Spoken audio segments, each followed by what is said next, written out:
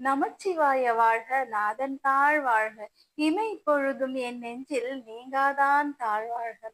ஒவ்வொரு பிரதோஷத்தை நாம் நினைக்கும் பொழுதும் சிவபெருமானையே நினைப்பதாக கருதப்படுகின்றது.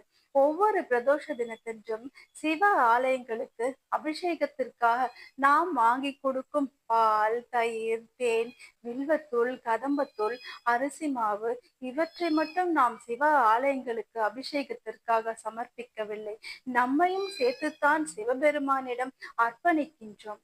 ஒரு தாயானவள் தன் குழந்தைக்கு எது வேண்டும், எது வேண்டாம், எதை தரக்கூடாது, எதை தர வேண்டும் என்று எண்ணுகின்றாலோ அதுபோல்தான் சிவபெருமானை சரணாகதி அடைந்து விட்டால் அவர் நம்மை முறையாக வழிநடத்தி செல்வார்.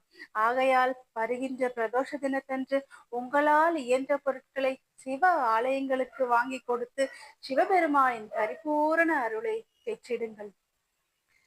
தென்னாருடைய சிவனை போற்றி, எந்நாட்டவர்க்கும் இறைவா போற்றி. திருச்சிற்றம்பலம். ஹர ஹர சிவ சிவ ஓம் ஓம் ஓம். ஹர ஹர சிவ சிவ ஓம். ஹர ஹர சிவ சிவ சிவ சிவ. ஹர ஹர ஹர ஹர சிவ சிவ ஓம் ஓம் ஓம். ஹர ஹர சிவ சிவ ஓம். அருணையின் பெருமகனே எங்கள் அண்ணாமலை